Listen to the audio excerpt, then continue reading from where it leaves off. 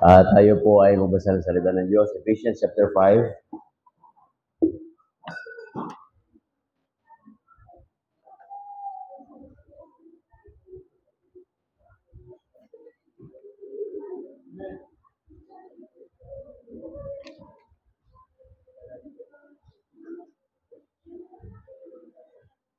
Verse number 25. Ephesians chapter 5, verse number 25.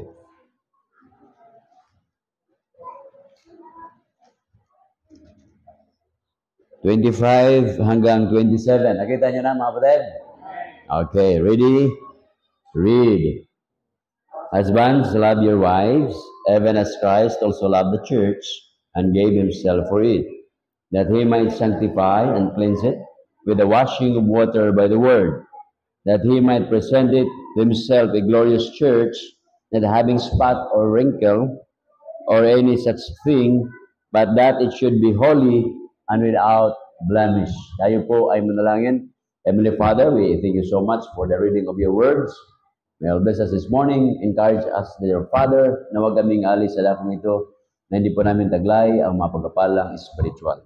Mangusap po kayo sa bawat isa sa amin. Lahat na ito aking titilangin, pinapasalamatan sa madami sa pangalan ng Kristo, sa aming Diyos kabaligtas. Amen. Okay. Ang mensahe na yung umaga is all about, sabihin mo lang Diyo, pag-ready ka na ha. It's all about the importance of the church. Bakit po mahalaga ang church? Ano ho? Ang history ng Baptist Church sa Pilipinas, makinig kayo maigi mga kapatid, ay 124 years na. Okay? But, yung Kongreso at saka Senado, gumawa po sila ng batas. Pang second year na po ngayon, yung tinatawag na National Baptist Day.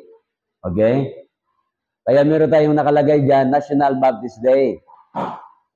Yan po ay may ano po yan, Republic Act po yan. Nandyan.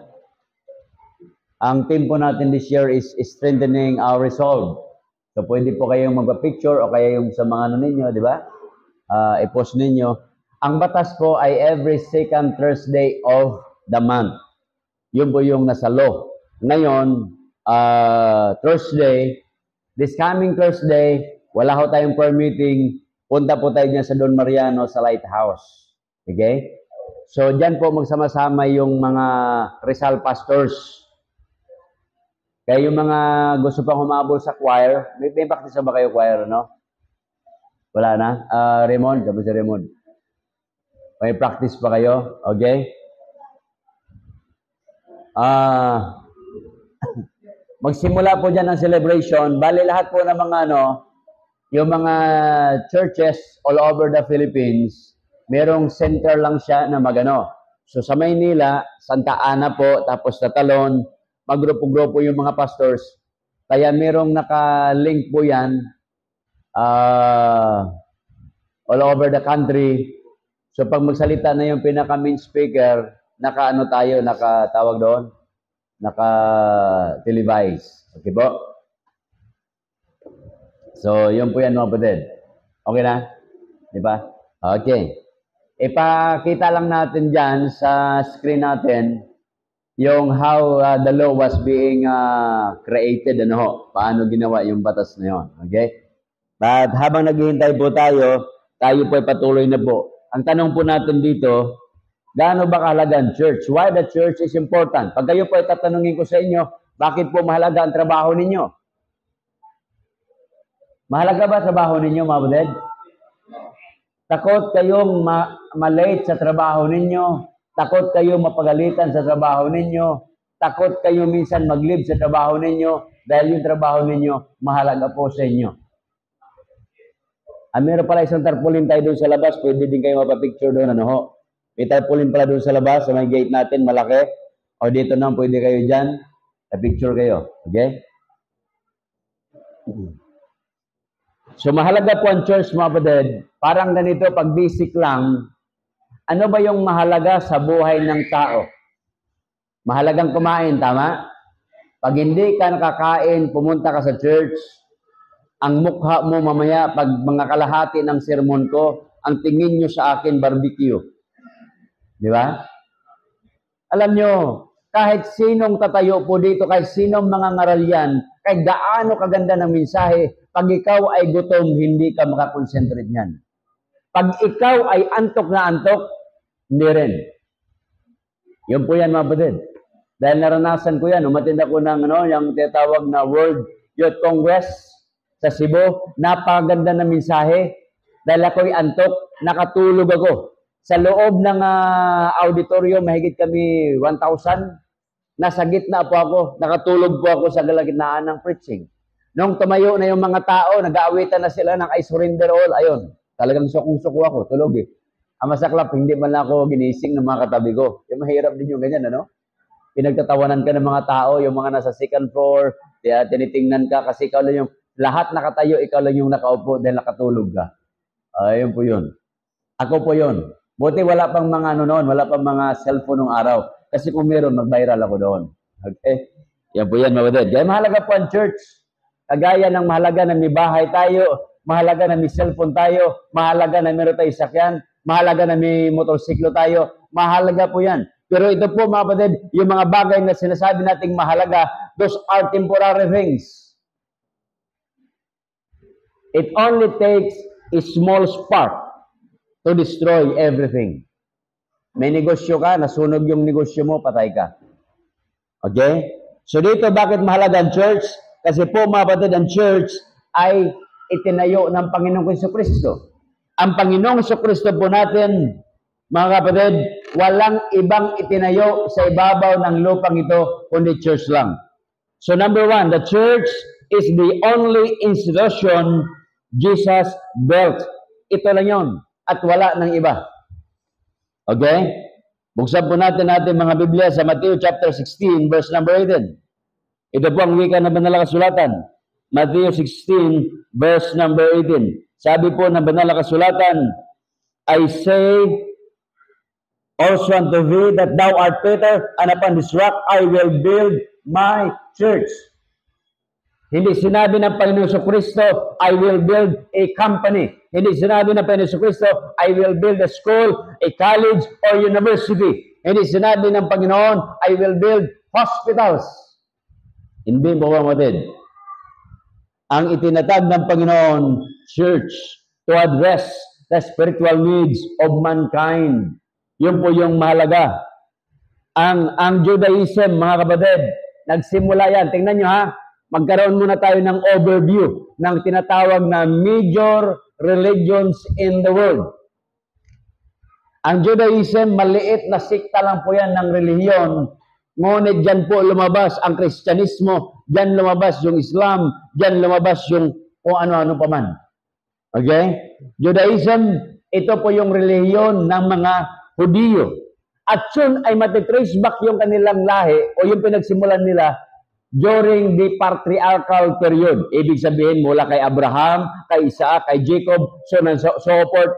Yun po yung tinatawag na Judaism. Ang pinakamahalaga po na reliyon sa Asian countries, Buddhism. Punta ka ng Japan, Buddhism. Punta ka ng China, Buddhism. Punta ka ng Cambodia, Buddhism. Punta ka sa ibang bansa pa, Buddhism. Kahit pupunta ka sa communist country ng Vietnam, Buddhism. Punta ka ng Singapore, Buddhism. So, ibig sabihin, ang Pilipinas po ay tinawag na the only Christian nation. Nakuha nyo? In Asia pa yata, di ba? Hindi lang sa Asian countries. In Asia, ito lang, the only Christian nation. Ngayon, nung gumawa po ng batas sa Senado at Kongreso, yung tinatawag National Baptist Day, siyempre, ang Katoliko ayaw patalo yan. Kaya, January 9, bukas na yan, ano? Merong tinatawag na Black Nazarene Day. Bukas yun, di ba? Ha? Tuesday nga. Tuesday, Martes. Akala ko Martes na bukas. Okay. Masyado Isipin nyo, meron ng Black Nazarene Day. Baka sunod noon, magkaroon na naman ng batas. White Nazarene Day. Baka nagbe-bleach yung Black Nazarene, ano? Saan ba kahapon? Alam mo itong linggo na ito, kinakabahan ako sa, pag may tumawag sa akin, kinakabahan ako eh. Kasi January 1, tumawag, patay. January 2, tumawag, patay. Kinakabahan ako eh. Sabi ko, bakit tumatawag sa akin puro patay? Kahapon, magpipreach na lang ako doon sa funeral service, may tumawag ulit, kinakabahan ako eh. Kinakabahan ako eh. Magpipreach na lang ako, biglang tatawagin ako ni Pastor John. Yung pinsan ko namatay, nandiyan lang sa Muson, 45 years old. Yung binan ni Pastor John, 91 years old. Anong pagkakaiba? Ang buhay ho ay hindi po natin hawak. Huwag mong sabihin, malakas ka, masaya ka, pwede kang mamatay. Amen, mga kapatid? Oh, yung pinsan ko, tinanong ko, bakit? Anong kinamatay niyan? Masaya pa yan eh. Maliksi yan eh. Ayun. Ayun lang. Yun yung sinasabing ayun. Kaya mahirap eh. Sabi ng doktor, 3 months na lang ang buhay mo. Nung 3 months na yon, nalagpasan niya. Umabot pa ng 30 years. Yung mga doktor namatay na. Yung sabi sa kanya na 3 months lang, una namatay eh. Oh. Kaya mahirap. Kaya yung tao na yon, gumawa ng sarili niyang formula. Yun, nagtayo ng mga herbal company. Kaya, kasi noon, iniwanan na siya ng kanyang may bahay, itinakwil na siya, doon na lang siya, ubos na yung kanyang kayamanan, doon na lang siya nilagay sa kanilang bukirin. At may mga manok doon, at may mga, iniwanan na siya doon, abandonado na yung taon, hindi ko na sabihin sa inyo, kasi sikat din ng taong ito eh. Sikat din yung kanyang produkto. Alam niyo, ang ginawa niya, tinitingnan niya yung kambing. Yung kambing kinakain yung mga damo. Alam mo ang ginawa niya? Sabi niya, kung itong mga damo na ito, kinakain ng kambing at hindi kakasakit, kakainin ko to. Kinain niya, nilaga niya, ayun. Ginawa niyang formula, binibili ng mga tao ngayon. Pati nga ako, nainom eh. Nainom ako dun sa formula niya eh. May kamahalan nga lang. Okay? So ito po mga kapatid, Buddhism, founded in the late 6th century BC. Ang nagtayo po ng Buddhism ay walang iba kundi Siddhartha Gautama. Meron na? Okay. Yun ay makita nyo lang paano ginawa yung batas. Paano inaprubahan yung batas. Sound na lang ang kailangan natin. Okay? Habang babasahin ko lang muna dito. Yung Buddhism po, itinatag po yan ng mga 6th century BC. Ibig sabihin, yung Buddhism nauna kaysa Kristyanismo. Okay, sige. Historically, in his present, Baptists are known for their role in really congratulations. Congratulations to our brother Baptist. Can you recognize Pastor Thank you, Majority. Thank you, Majority Lord. Leader, thank you. Mr. President is present as a principal author and co-author of Senate Bill number 2522. I vote yes for the approval of third and final reading. The enactment of this measure, which would declare the second Thursday of January every year as a special working holiday, will be known as the National Baptist Day. Historically, Mr. President, Baptists are known for their role in crafting the U.S. Bill of Rights and for upholding principles like religious freedom and the separation of church and state. These principles have become enshrined in the United States Constitution and the charter it later inspired, our very own 1987 Constitution. For 122 years now, the Baptists have contributed to building our country through the continuous pursuit of their evangelical mission. Today, there are 25,000 to 30,000 Baptist churches nationwide. In terms of membership, various estimates suggest that there are between 650,000 to 3 million members of Baptist churches. As chairman of the Senate Committee on Basic Education, Arts and Culture, I would like to emphasize that Baptist churches nationwide are running around 1,200 Christian schools, from preschool to high school. This, Mr. President, shows us that the commitment of Baptist churches to instill academic and moral excellence through quality Christian education. Since we are proposing a special working holiday, this proposed measure will have no implications on wage rates. At this point, I'd like to thank the Honorable Cherry Deloso Montalia, Chairperson of the House Committee on the Revisions of Laws, for agreeing to adopt the Senate version of this measure for the concurrence of the House of Representatives. For shedding light on the importance of this measure, let me also thank Deputy Speaker Benvenino Abante of the 6th District of Manila, this bill's principal author in the House, and Bishop Ruben Abante of the Bible Believers League of Morality and Democracy, or Bible MODE, both of whom are honoring us with their presence today. Muli maraming salamat po sa inyong lahat. Let me also recognize, Mr. President, the pastors from Bible MODE who are here, who are with us today to witness our approval of this proposed measure. Sa pagkakataon ito, nais kong pasalamatan at bigyan pugay ang ating mga kapatid na Baptist. Maraming salamat sa patuloy niyong pagpapalaganap at pagsasabuhay sa salita ng Diyos. Maraming salamat sa patuloy niyong pagpapakita ng malasakit ating mga kababayan, lalo na sa mga panahon hinaharap natin ang mga matinding pagsubok. Maraming salamat sa inyong paglabayin, pagpugaw sa mga kapataang bahagi ng inyong mga paaralan at mga pamilya. As the 18th Congress draws to a close, Mr. President, I'm grateful that one of our final acts is to honor our Christian brothers and sisters from Baptist churches who have continuously proclaimed and shared biblical principles for the betterment of our country. In the spirit of expressing solidarity with our brothers and sisters in Christ from Baptist churches, and to honor their invaluable contribution to our society and way of life, I join our colleagues in voting for these measures approval on third and final reading. Maraming salamat po, Mr. President. This is the day that the Lord has made, Mr. President, by designating the second Thursday of January of every year as the National Baptist Day and proclaiming the same as a special working holiday. We are giving our brothers and sisters in Christ in the Baptist community a specific day to be devoted exclusively in proclaiming, in teaching, reminding, and sharing to its members the grace and mercies of the Lord and the importance of biblical principles in their lives as a people and as a nation.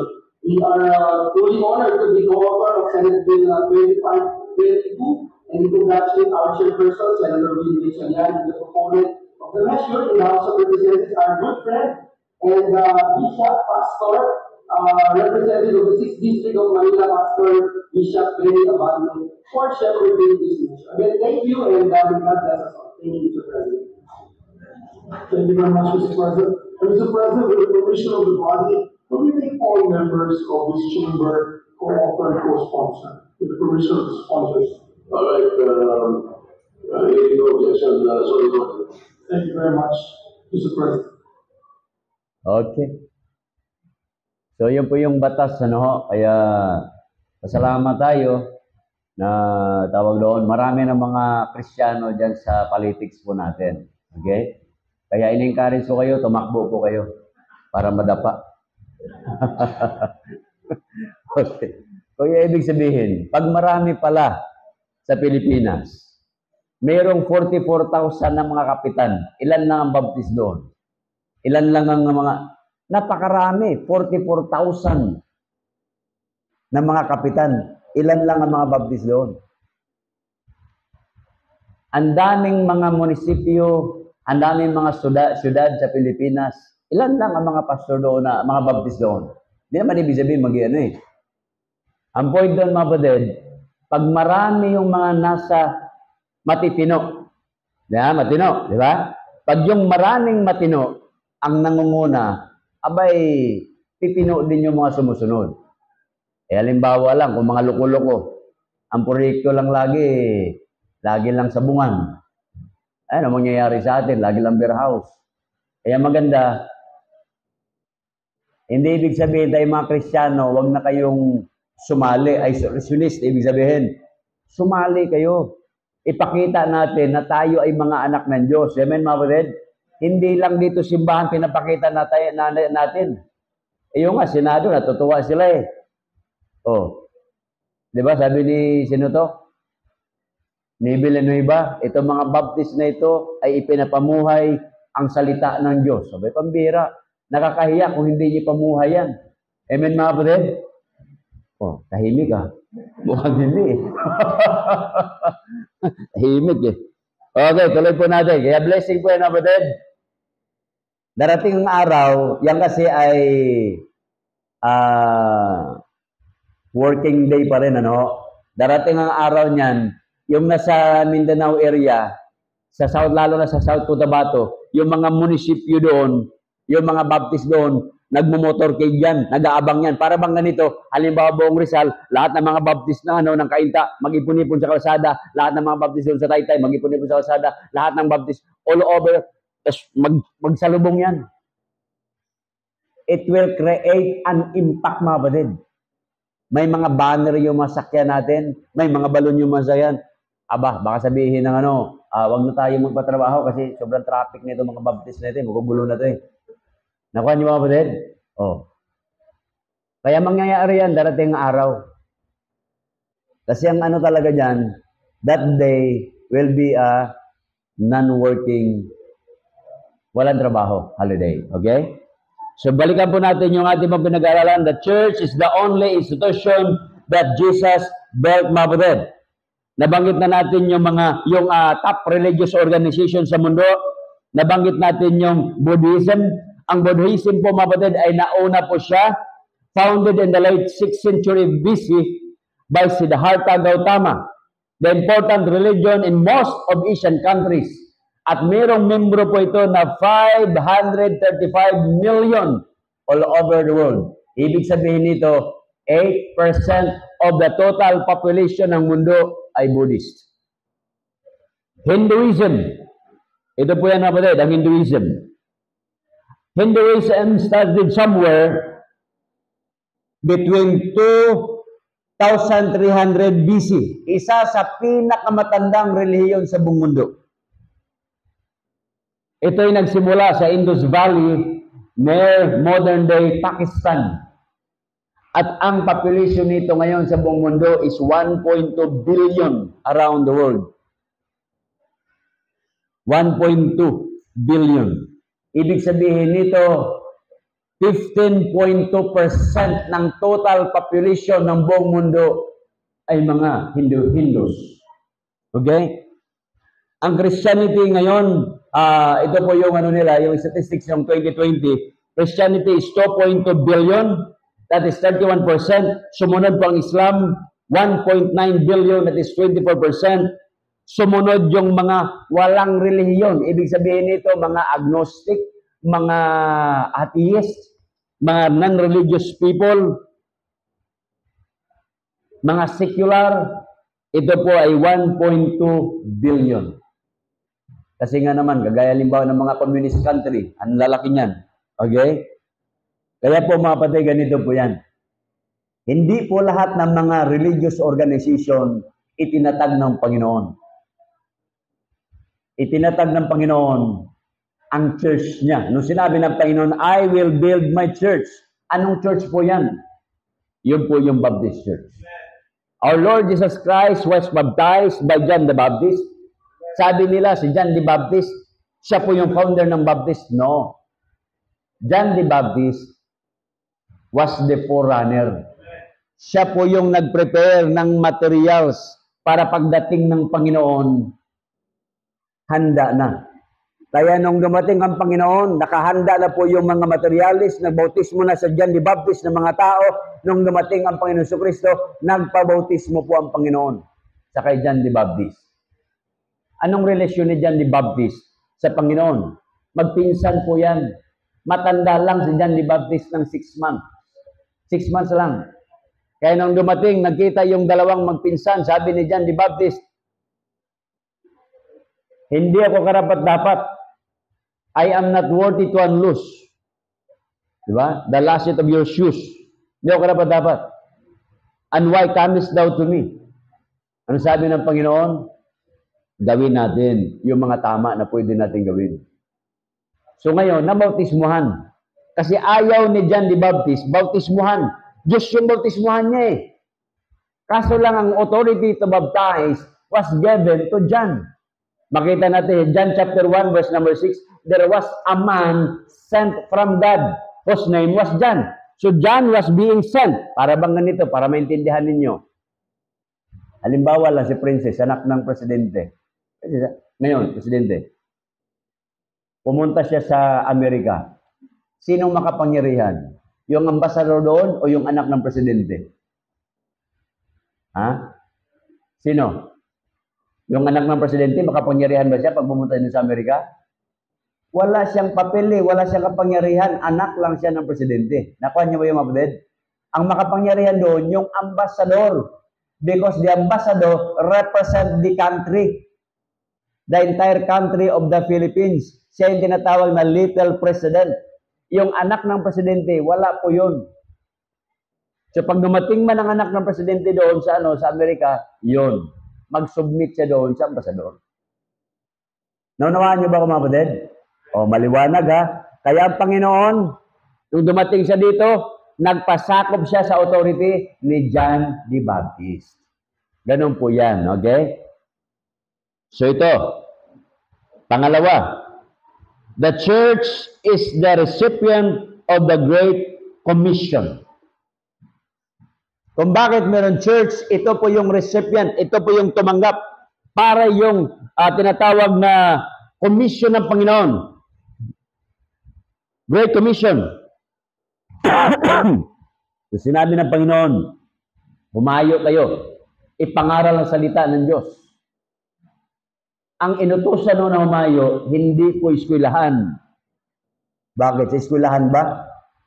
Noong araw, noong panahon namin, uso pa yung prayer sa eskwelahan eh. Pero ngayon, wala nang prayer yata sa eskwelahan, ano? Noong araw, ang tinuturo ng teacher namin, pag dumating yung teacher namin, may sombrero kami, tatanggalin namin yung sombrero, yuyuko po kami, at sabihin po namin, magandang umaga po, ma'am or sir. Ngayon, ang mga kabataan, pag nakita yung teacher, hi ma'am. O, di ba? Nag-appear na eh, wala na eh, wala na mga modo eh. Yung iba nga, sinasagi-sagi lang yung mga teacher eh. Mas worse to that eh, sinasaksak pa yung teacher, namamatay nga ibang mga teacher eh. O, kita nyo? Wala mga modo.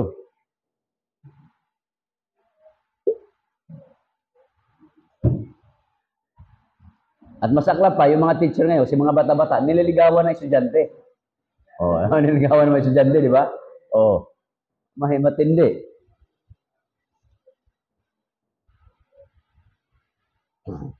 Nung ako nasa high school eh, may mga classmate ako ng mga 28 years old, 27 years old, 30 years old, yung pinakamatanda kong kaklase, isipin mo yan, high school yun. Eh ngayon kasi ang edukasyon, wala naman sa edad. Yung nag-aral na nanay ng law, nakapasa naman siya eh. Okay? So ito mga kapatid, Great Commission. Pag sinabi natin Great Commission, ang church po ang inutusan ng Diyos na humayo at ipangaral ang kanyang mga salita. Dito po natin makikita yan sa Matthew chapter 16. Verse number 15, ang sabi po ng Panginoon,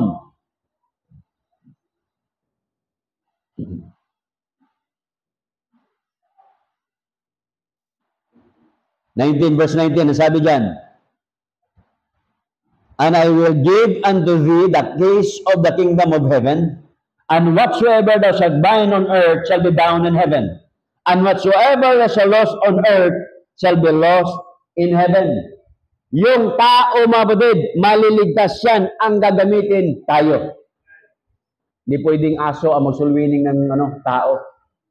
Hindi pwede yung ibon. Kahit naturuan mo yung parot magsalita, mag-evangelize, hindi po yun ang gagamitin ng Panginoon. Dahil ang mouthpiece po ng Panginoon, yun po yung mga bibig po natin, gagamitin po ng Panginoon. Yung mga paa po natin, gagamitin ng Panginoon yan para malakad yan. Yung mga kamay natin, gagamitin po yan ng Diyos bilang instrumento. Ibig sabihin mga kapatid, walang ibang gagamitin ng Diyos, kundi tayo na mga anak po niya. Amen mga kapatid? Kaya magpagamit kayo. Magpagamit tayo. Okay? Lagi natin sinasabi, malapit ng pagdating ng Panginoon. Wala naman tayong ginagawa. Mahirap yan. The center and headquarter for local church and world mission, itong church na ito. Makinig kayo maigi.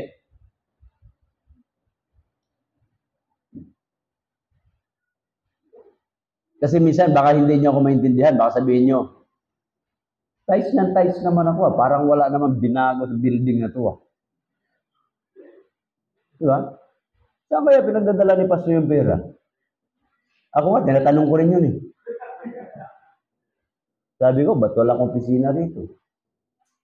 Sipin nyo, 24 years na, ako lang ang pastor sa Pilipinas, walang opisina. Nakuha nyo ba yun?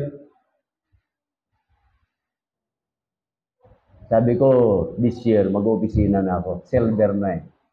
Kaya ano yan, breaking the record yan ng mga Baptist sa Pilipinas. Ako lang ang pastor na walang opisina. History yan, di ba? Yung iba, mission pa lang, may mga opisina na. Ako, wala. Oh. Dahil ang inuna ko, mga mission.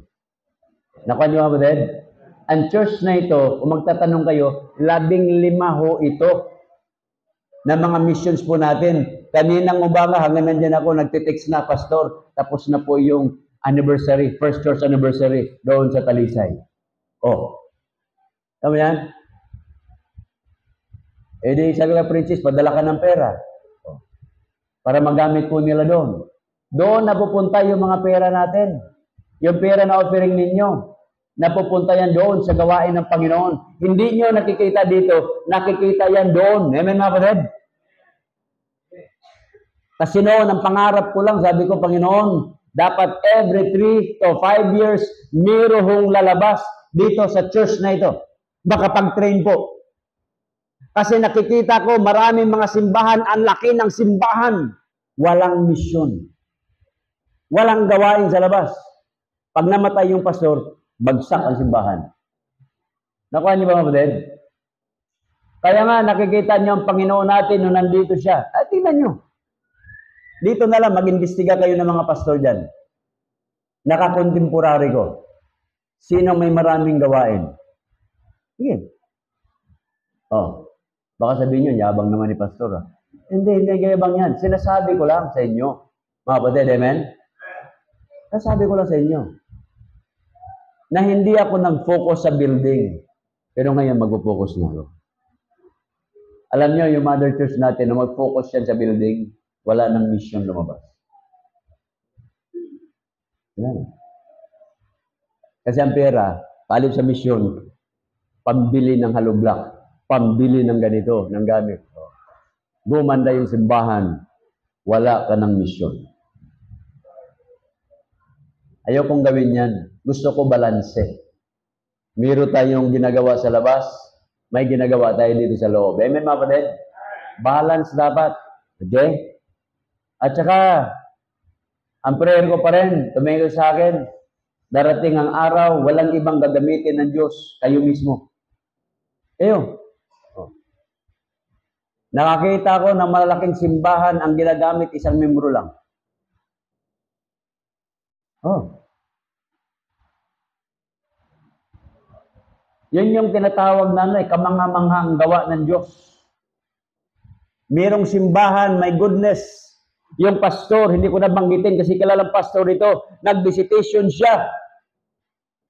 Sabi niya, yung matanda na hindi na nakapagsimba sa church, dinalaw niya.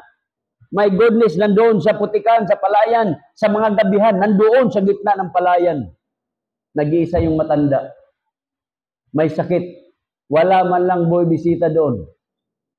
Binisita ng pastor, pinagpipray ng pastor. Pagkatapos ng prayer, tuwang-tuwa yung matanda. Sabi, Pastor, maraming salamat po. Alam niyo yung mga matanda saan tinatago yung pera? Dito, di ba? Sinusuksok dito. Matatanda. May mga spili pa yun eh. Di ba? Dinukot na matanda yung ano. My goodness, nandoon yung mga pera sa panyo. Doon sinusuksok eh. Sabi, Pastor, ito po yung aking tithes and offering. Yung pastor, nadurog yung puso niya. Sabi niya, Nay, kailangan mo ng gamot. Hindi ho. Ito po ay sa Panginoon po ito. Kung mamatay man ako, okay lang. Pero hindi ko pwedeng pakialaman niyo sa Diyos. Sipin niyo pananampalataya na ganyan? Oh. Na hindi nga po pwede. Hindi. Ito ay sa gawain ng Panginoon. Sipin mo yan. Tao lang. Ang tanong, ilang tao ang makikita natin na ganyan? na mayroong matinong pananampalataya. Eh, mga kabataan ngayon, mga new generation, anong offering? Pag nakita yung Starbucks, nawala yung offering eh. Oh, nawala eh. Simplang kagad eh. Starbucks lang katapat eh. Oh, lalo na, mag-plus doon sa mga cellphone nila, yung mga promo-promo dyan, Lazada, wala. Bawas. Oh. Ang dami ngayong mga mga tawag doon. Ang dami ngayong mga pagsubok sa buhay ninyo. So ito po mga kapatid, itong church na ito, huwag niyong isipin na wala tayong ginagawa dito. May ginagawa ho dito ang bawat membro. Bawat isa sa inyo as you give, you support missionaries, local and foreign missionaries. Grace, have the grace. Ilan ba yung missionaries natin na sinuportahan dito? Yung foreign. Pakitanong nga si Sister Grace, ilan yung foreign missionaries lahat?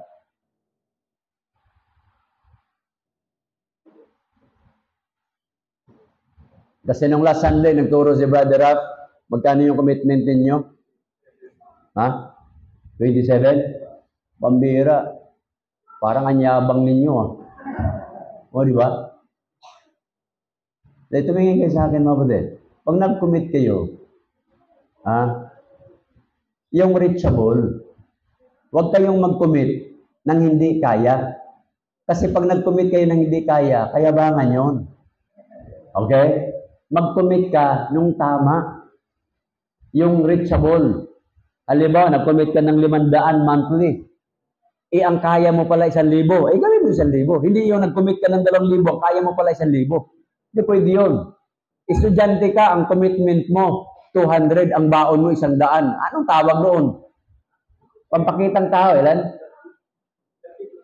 30 plus ang sinusuportahan nito. 24 years na tayong sumusuporta mga kapatid.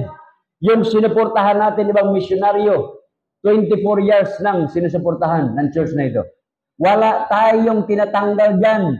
Nagdadagdag tayo ng tao. Nung araw, nagsimula tayo sa isa, naging 2, hanggang ngayon, 30 plus na yung sinusuportahan natin. Amen mga kapatid? So itong year na ito, magdadagdag na naman tayo. Dagdag ng dagdag lang. Habang pinagpapala kayo, dagdag ng dagdag lang. Amen mga kapatid? Ang lahat ng missionaries natin sa ABC, umabot ng 280 families. At least sa taon na ito, mga 50 kamisyonaryo, masuportahan natin. No. Next year, mga 70. At least meron tayong 200 na hahabulin, di ba? Pagdating ng mga 10 years, baka lahat ng mga misyonaryo na yan, kaya nang suportahan ng church na ito. Amen mga kapatid? May projection po tayo na ibig sabihin, hindi man tayo nakapagsulwining doon, hindi tayo nakapagsulwining sa Cambodia o saan sa lupalop ng mundo, sa magitan po ng missions giving natin, nagagamit po yan ng mga missionary doon. Sila po yung nagdadala at nag-aakin ng kaluluwa. Amen mga kapatid? Kasi hindi naman natin kayang puntahan yun eh. So ito, center. Kaya itong church na ito will be the center and headquarter for the local and world missions. Despite the command of our Lord Jesus Christ to evangelize the world, kinakanta kanina ng choir. Ano sabi ng kanta? All around the world. Pero ito nangyari. 67% of all humans from AD 30, mula nung namatay ang Panginoon Jesucristo, to the present day, have never heard of our Lord Jesus Christ. Yun po ay pag-aaral po yan ni Baxter noong 2007. 67% pa rin ng mga tao hindi nakakilala sa Panginoon. In the past, or in the last 40 years, over 1 billion people have died who have never heard of our Lord Jesus Christ. And this year, 2024, more than 30 million people will die this year na hindi nakapakinig ng salita ng Diyos. January 7 ngayon, pagdating ng December 31, more than 30 million ang mamamatay. It might be your loved ones. And worse to that, hindi pala worse, blessing to that, it might be you. Oh. Grabe ka naman, pastor. Napakasalbahe mo. Reality ng buhay yan, mga kapatid, di ba? Ilan yung mga Kristiyano kumakanta? Sabi ng isang Kristiyano, pag ako may mamatay, gusto ko kumakanta ako. Tinawag siya. Tinawag siya, kumanta siya doon. To God be the glory. Imataas. Pag sabi niya, to God! Inatake, patay. Oh, yun yung sabi niya eh. Kung siya may mamatay, kinakailangan kumakanta sa Diyos. Oh, yun. Mataas yung piso, yun. Hinahabol niya, ayun. Tumba siya. Dinala sa hospital. Oh, dead on arrival. O anong gusto mo? Mamatay na kumakanta o namatay doon sa disguhan? Oh, yun nga. Namatay ka sa beer house. Mas worse to that, kababtis mong tao. Namatay ka nandun sa saklaan. Diba? Nagtungit ka pa. Eh, di ba rin namatay ka sa loob ng simbahan? Amen, mga kapatid? Yan po yan. Another one. The church is the center to train Christians.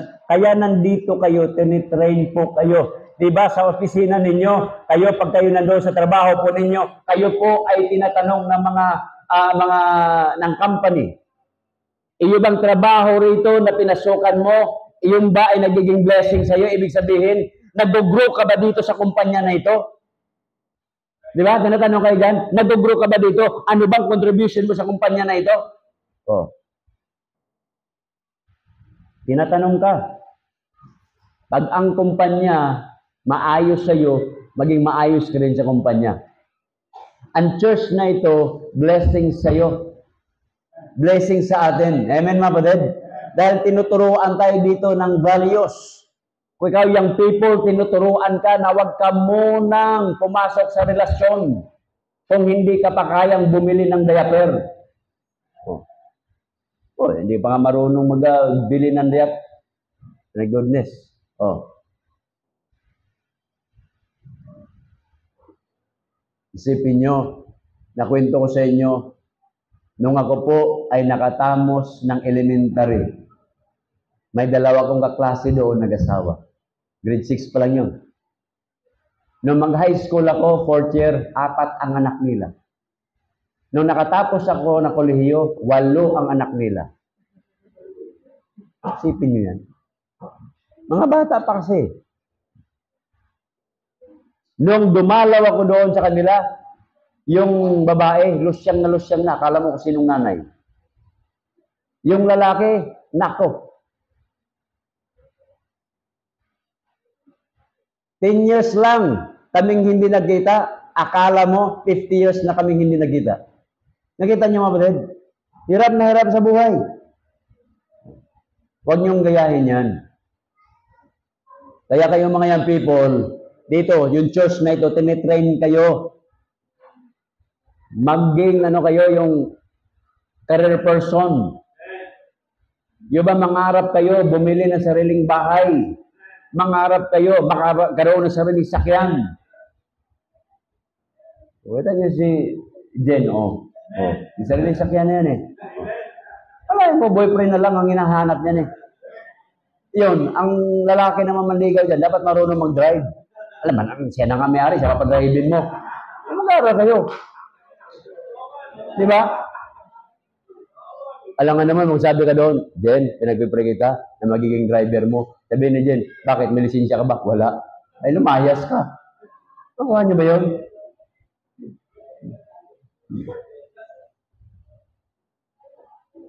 Dito pa lang nanay. Ako, nangyari tayo.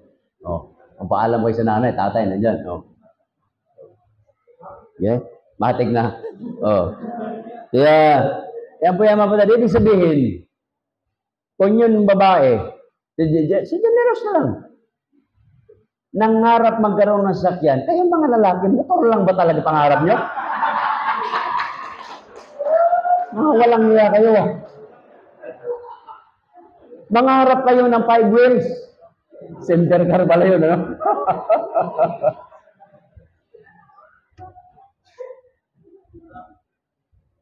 Ay, mga lalaki ha, nakakahiya kayo ha. Ayusin nyo buhay nyo. Mahiya-hiya tayo. Amen, mga kapatid? Oh. Mangarap kayo. Alam nyo, kahit gaano kapangit ang mukha ninyo at gwapo yung pitaka nyo, gwapo ka na rin. Dahil may kasabihan, money talks. Meron bang nakalagay doon? Face talk? Wala eh. Facebook meron. Diba? But money talks. Eh yung mga dalaga natin, social being yan. Ha? Alam nilang kanta na material girl. Sabihin mo, spiritual yan. May kakarnalan yan. Pag manligaw ka, bakit? Sasabihin ng babae, may pambili kayo itong lipstick sa akin? May pandate kayo ito sa akin? Doon sa mamahaling restaurant? Baka kaya mo lang pag niyaya mo yung babae, hanggang doon ka lang sa baulo. Mga lugawan lang. Sa mga turo-turo. Tapos sabihin mo, nagtitipid ka. Hindi ganoon.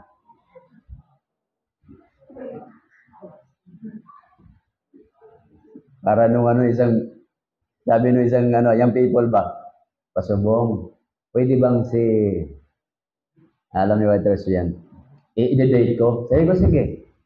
Sabi ng babae, isama ko si ganito. Ay, hindi. Good for two lang. Sabi sa akin ng lalaki, Pastor, hindi pumayag eh. Walang iya ka pala eh. Siyempre, hindi yan papayag. Di ba? Alam ni Emilia ito eh. Tatawa-tawa si Emilia eh. Hindi yan papayag yung babae na kayo lang muna kasi hindi ka pa naman kilala. Di ba? Dapat dadalhin. Kasama yata si Emilia noon eh. Kasama si Emilia. Isasama si Emilia. Yun po ang ibig sabihin. Kasi hindi ka pa naman hindi ka pa kapanipaniwala eh. Baka rapist ka pala eh. So yun po yung point, mga kapatid. Kaya kailangan pagwapuhin nyo yung budget ninyo, mga lalaki. Amen? Hindi yung mga naghihintay lang kayo dito. Ito may sakyan na ito eh. Okay na ito eh. Mga nag-aabang eh. Nag-aabang eh. Ano kayo? Ano yung mga bang? Prove your worth. Di ba? Prove your worth.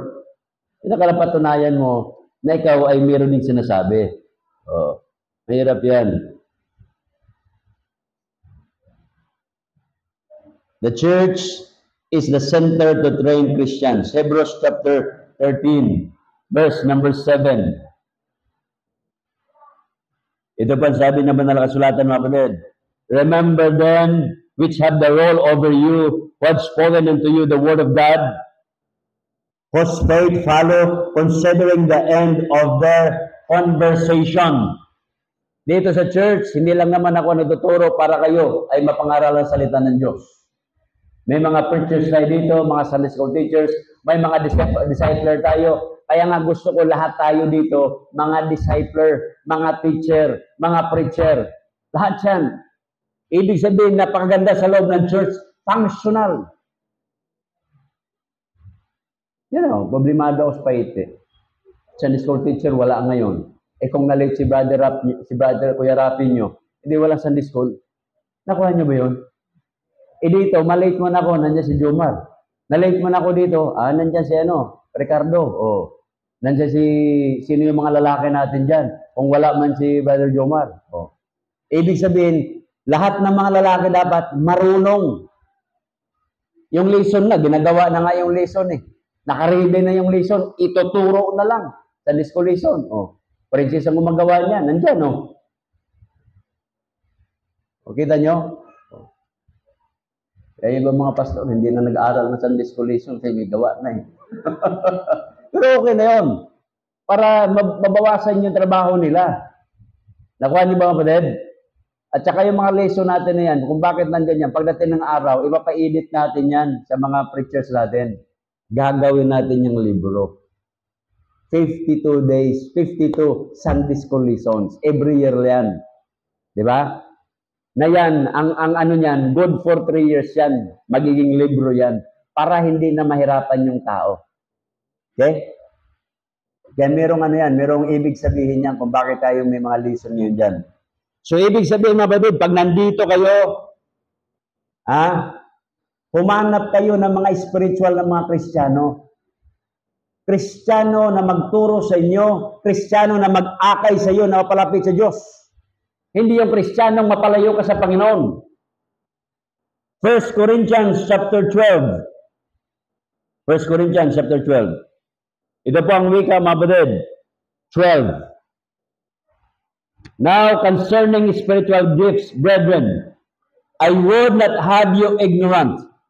Okay? So, meron tayong tinatawag na spiritual gifts. Kanya-kanya tayo, verse number 4. Now, there are diversities of gifts, but the same Spirit. And there are differences of administration, but the same Lord. There are diversities of operation, but it is the same God which worketh all in all. Okay? So ito po yan, mga kapatid. Nilalagay po dyan kung ano po yung ating pwedeng gawin.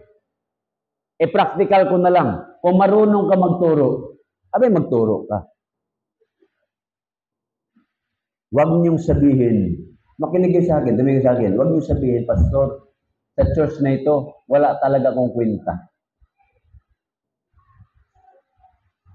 Ano lang ako? Sa Cebuano yung ano? Sa Cebuano pungko, paminaw, pauli. Hindi? Ano yan? Ibig sabihin pungko, opo. Paminaw, makinig. Pauli, uwi. Yun lang daw yung ministry niya sa church. Huwag mga kapatid, bawat isa sa atin dito ay mayroong ministry. Brother Terso at Sir Beulah, nung maliliit pa yung kanyang mga anak, lahat ng trabaho kanila. Oh, di ba?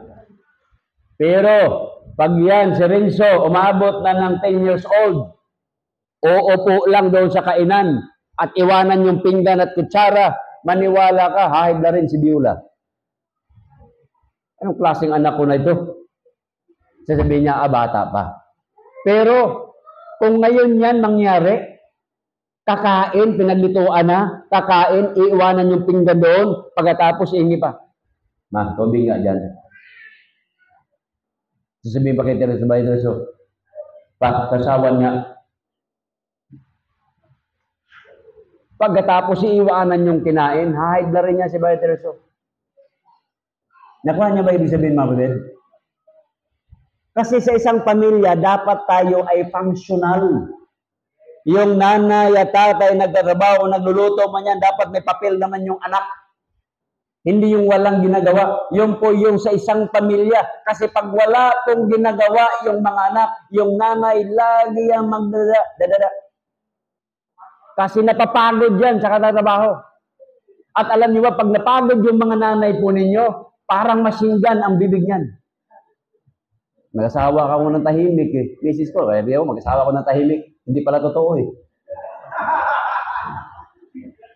Pag nagalit niya, napagod yan, para din masinggan din eh. Hindi pala effective yun, mag-asawa ka ng tahimik eh. Wala eh, pag napagod, yari ka. Oh, the same. Okay? So yun po yan, mga kapatid. May kanya-kanya tayo. Kaya dito, para maging functional ka, contributor ka, ang tawag noon, you are a giver. Diba? Nagbibigay ka. Yun po yung unang ministry ng bawat isa sa atin, mga kapatid. We give. Ngayon, kung may talento ka kumanta, mag-participate ka sa choir. You sing. Kahit special number. O gusto mong kumanta, text mo lang si Brother Jomar. Oh. Kapaiti nga eh. Parang sing-along yung ano doon eh. Yung special number doon eh.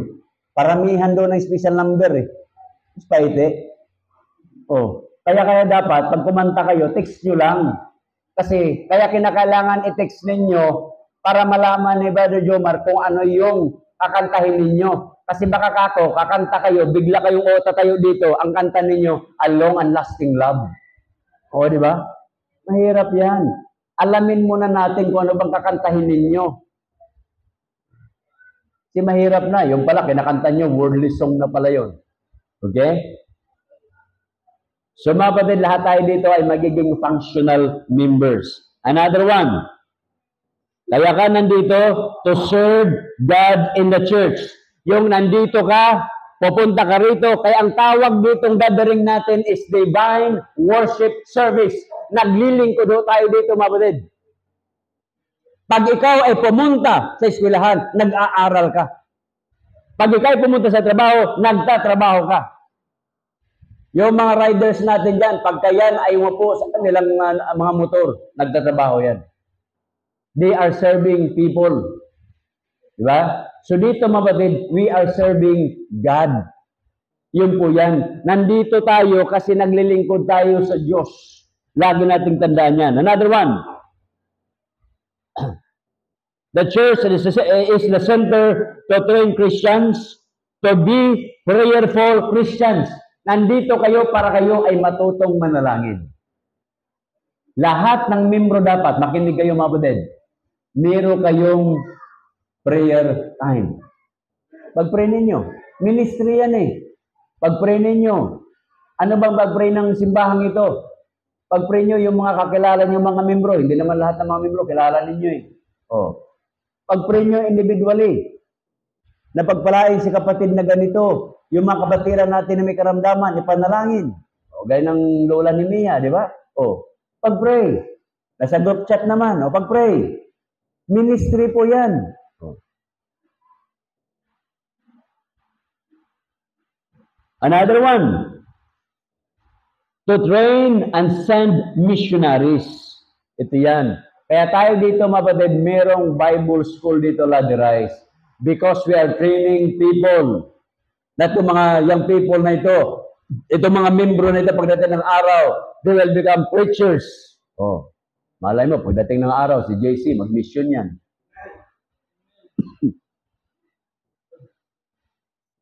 Oh, di ba? Malay mo, si JC, oh, mukhang Cambodian ito eh. Maya-maya, paalam na lang ito, kasi punta na sa Cambodia eh. Anong gawin mo doon? Mag-mission, working missionary. Alam niyo, baka may tumatayo ditong babae na misyonaryo? Di ba may mga lady missionaries tayo? Parang nakakaliit ng damdamin sa mga lalaki. Bakit itong mga to nakapag-decide na magsuko ng buhay at pupunta sa ibang bansa? Di ba? Ang gagara pa ng mga bansa na pupuntahan, Canada, Australia, ang lulupit eh. Oh. Pagkatapos yung mga lalaki ang kaya na talaga puntahan na Canada, yung sa Padwi lang. Canada Street, o di ba? Singapore Street, pambihira. Yun lang kayang puntahan eh. Huwag mga kapatid. Mangarap po kayo. Acts chapter 13, verse number 3.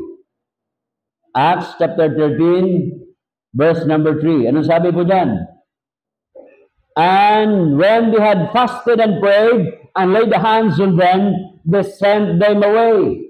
So yun po yan, send nila to become missionaries. Another one, the church is a center to train Christians to support pastors and missionaries. So ang trabaho po ng bawat sa atin, mapali kaya ba sabihin, wala po akong ministry. Meron mga kapatid. Kaya nga, papagawa ko na dito, yung mga missionaries na suportahan natin, magkaroon na tayo ng bulletin board na yun. Para mapag-pray nyo natin yung mga missionaries natin. Okay? Oh, who knows? Pagkatapos nito si Ricardo, maging pastor din to. Oh. Nakuha nyo ba din? Oh. Maya-maya, pati si Franklin. Diba? Grabe si Brother Bong, dalawa ng niya. Anak niya magpapastor. Oh. Para yung si Pastor Perdi, yung makatapos sa Bible School, pumalabit yung tatay. Kinausap si Pastor Bing. Yung isa ko kayang anak pastor, pwede kayo maging pastor?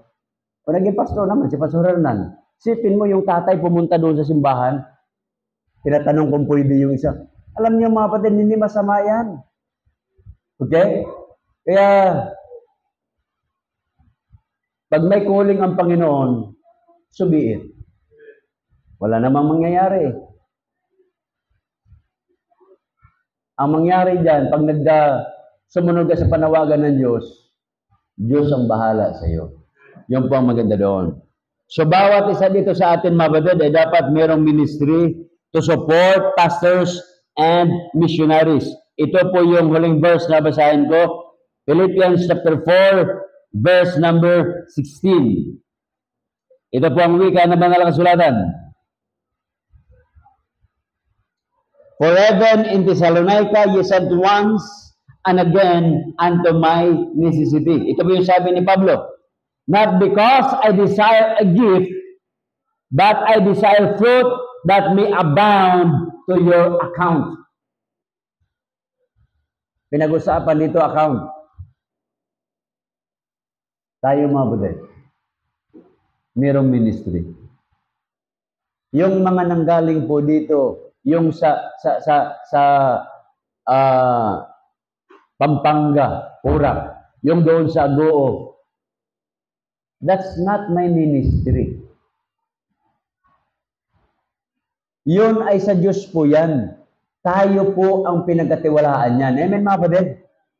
Kaya wag lang puro dito ang concern ninyo na ipag-pray. Kung ipag-pray nyo rin yung nandoon sa ibang mga lugar na nanggagaling po dito. That is our ministry. That is your ministry. Dahil kung nagsabi man ako, princess, padalahan mo ng pera yung ganito. Pera ko ba yun? Sige nga. Is that my money? Hindi. Galing sa Diyos yung pera, kayo ang ginamit. Amen, mga kapatid? Kaya ministry po natin yan. Kaya wag niyo sabihin, wala akong ministry dito. Meron ho tayong ministry. Kaya the more na tayo po ay napapagamit sa Diyos, the more na magkaroon pa tayo ng mga ministeryo na mararami. We can do more, mga kapatid. Kaya yun po ang kalagahan ng church. Kasi ang church, tayo po yun. Magsama-sama tayo. Yung maliit na bagay na sinasama natin, lumalaki po yan. At the more na magsama-sama tayo, we can create an impact. Kaya nga, nagkaroon na ng tinatawag na National Baptist Day. Because tayo, nakita nila, ang gusto ko mapuntahan, yung unang landmark ng mga Baptist na doon sa Negros. Bato na lang siya. Dating simbahan, bato na lang. Sa tabi ng ilog. Yun po yung unang landmark. Dumating yung mga Baptist doon. Itong year na ito, gusto kong puntahan doon.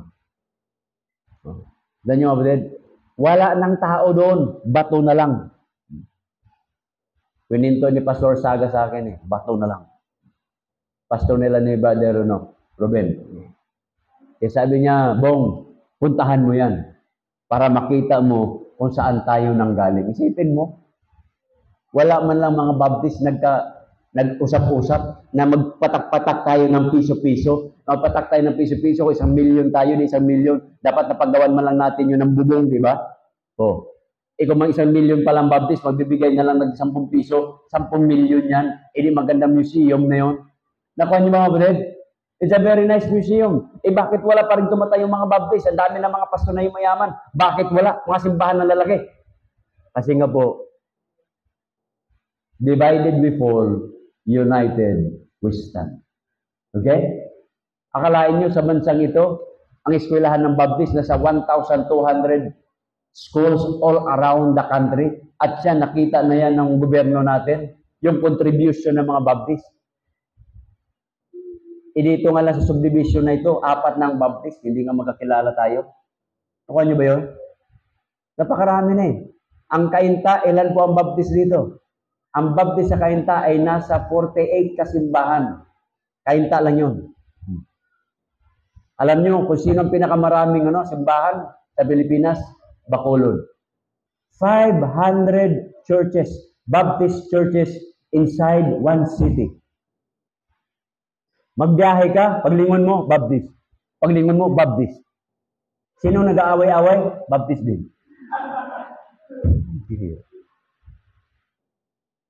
Kuhan yun? Kaya mga kapatid, mahalaga ang church. Bakit siya mahalaga? Dito, tinuturuan ka ng ministeryo. Dito, tinuturuan ka maglingkod sa Diyos. Dito, lumago ka sa Panginoon. At dito, meron kang ministry. Tumayo po tayo at tayo po ay manalangin. Heavenly Father, we thank you so much sa mga palaala po niyong salita.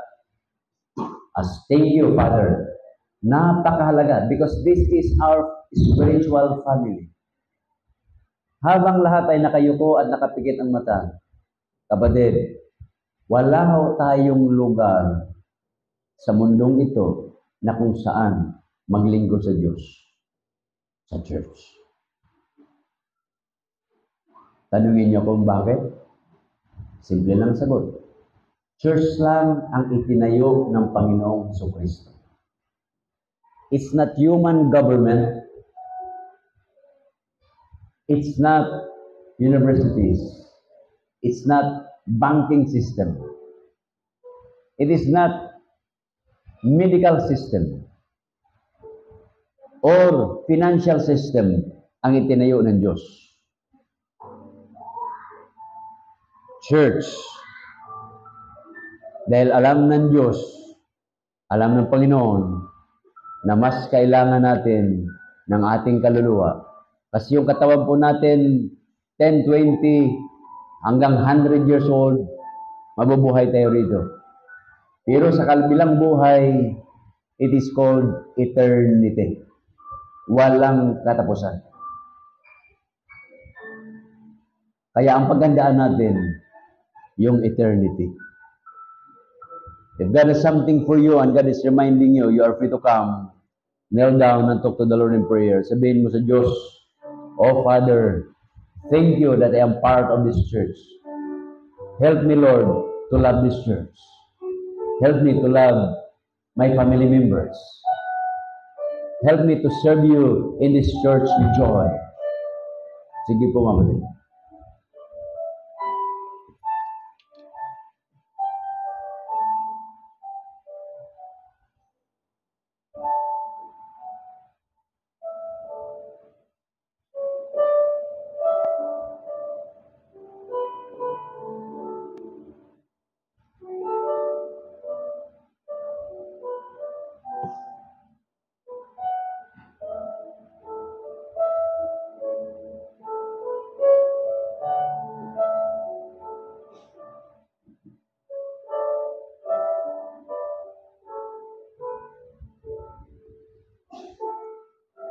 Thank you, Father, for reminding us. Thank you for your words. As we part ways, so Father, bless us. Makita niyo po ang bawat sa amin na tapat at patuloy na nilingkod sa inyo. Gamitin niyo po kami instrumento ng pagpapala sa iba. At makita niyo ang bawat sa amin na tapat, patuloy na nilingkod sa inyo hanggang sa ikalawang pagbabalik. Mapatiran po namin ang makaramdaman, pagalingin. Walang hanap buhay, bigyan ng hanap buhay. May mga negosyo. Bless them, O Father. At yung mga patiran po namin na laging nabibiyahe, ilayo po sila sa kapamakan ng disgrasya. At hari nawa, makita niyo po ang bawat sa amin. Dapat, patuloy ng lilingkod sa inyo hanggang sa ikalawang pagbabalik. Lahat na ito ang idadalangin, pinapasalamatan sa matamis sa panahon ng Kristo, sa amin Diyos ang kaligtas. Amen. God bless you.